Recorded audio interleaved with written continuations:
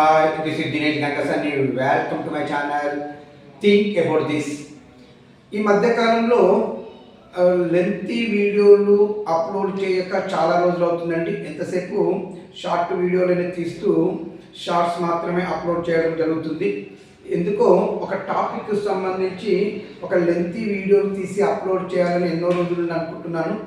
ఈరోజు కాస్త టైం దొరకడం వల్ల తీసే సమయం ఉండి తీసి మీకు అప్లోడ్ చేద్దామని ప్లాన్తో ఈ వీడియో తీస్తున్నాను. ఏంటంటే ఫ్యూచర్లో సరే ఇప్పుడే మనం చూస్తున్నాము భారతదేశ వ్యాప్తంగా ఈ పెట్రోల్ డీజిల్కి సంబంధించి కావచ్చు మరియు గ్యాస్కి సంబంధించినటువంటి కష్టాలు ఏ విధంగా ఉన్నాయనేది మనం చూస్తూనే ఉన్నాము. ఇది ఒక భారతదేశంలోనే కాకుండా ప్రపంచవ్యాప్తంగా కూడా తీవ్ర రూపం దాలుస్తున్న విషయం అందరం గమనిస్తూనే ఉన్నాం. సరే ఈ సమస్య నుండి ఈ రోజు కాకపోతే రేపు బయటపడతాం అనుకుందాం. కానీ ఏ రోజుకైనా సరే పెట్రోల్ డీజిల్కు సంబంధించి మరియు గ్యాస్కు సంబంధించి ఎప్పటికైనా తీవ్రమైనటువంటి పరిణామాలు ఎదుర్కోక తప్పదండి.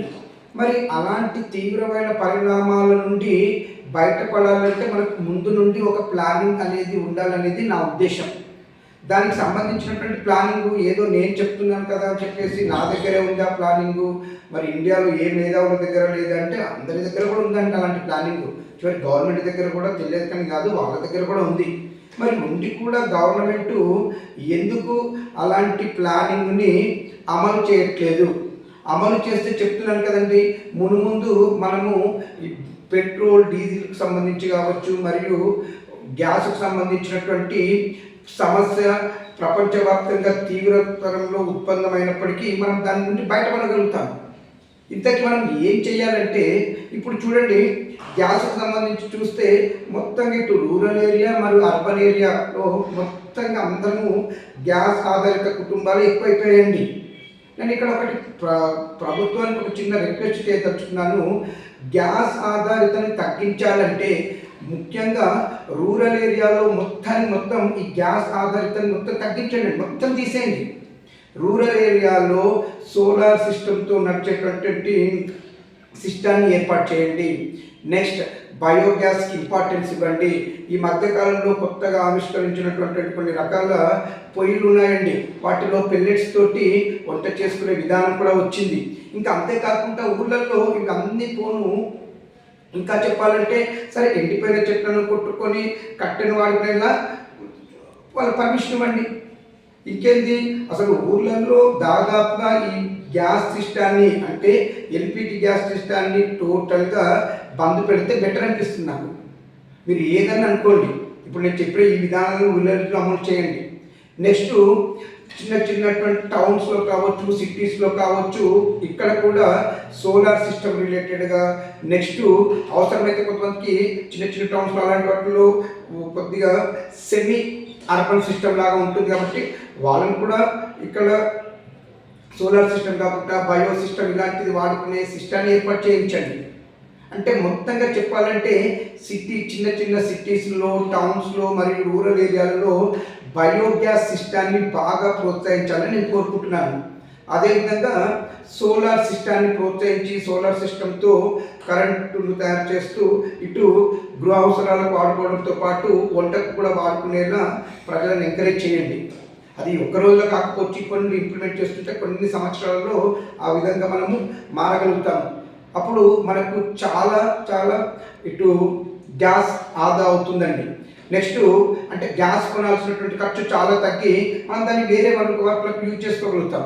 నెక్స్ట్ ఇదే కాకుండా పెట్రోల్ డీజిల్ విషయంలో కూడా అంతేనండి.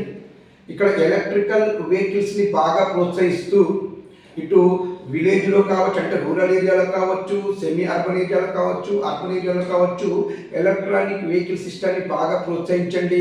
అదేవిధంగా ఆల్రెడీ ఉన్నటువంటి పెట్రోల్ డీజిల్ వెహికల్స్ ఏదైతే వాడుతున్నారో చాలామంది కొంతమంది చిన్న వాటికి కూడా కొద్ది దూరం వెళ్ళొచ్చే వాటికి కూడా అంటే పిల్లలు ఎస్పెషల్గా 18 years బిలో ఉన్న వాళ్ళు కూడా అడ్డగోలుగా బండ్లను ఉపయోగిస్తున్నారండి.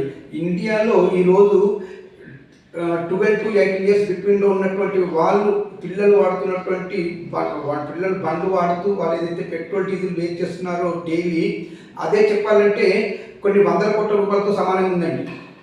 సో ఇక్కడ ఇలాంటి వాటిపైన కఠినమైన చర్యలు తీసుకోండి.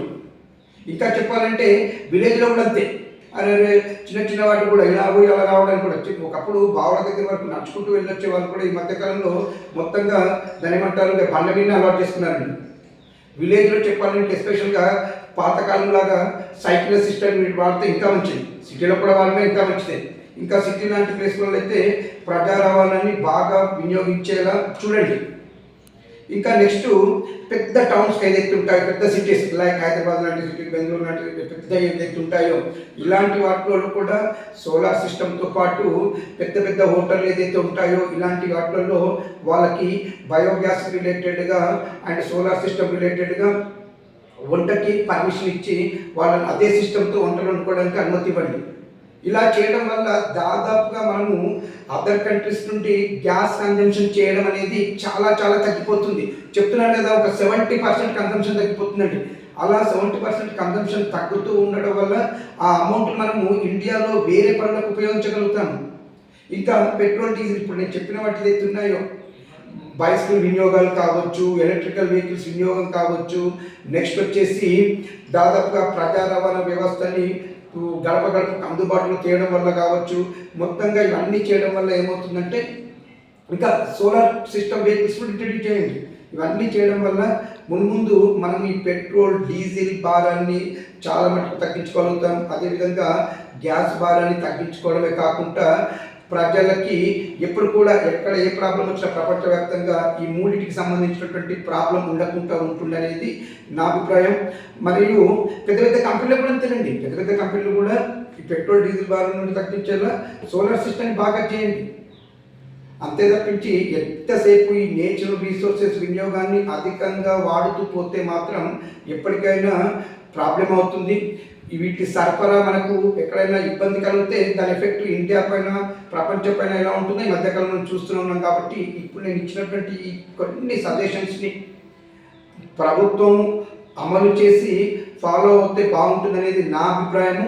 ఇంకా మీరు ఏదైనా సజెషన్స్ ఉంటే కూడా నాకు కామెంట్ రూపంలో తెలియచేయండి.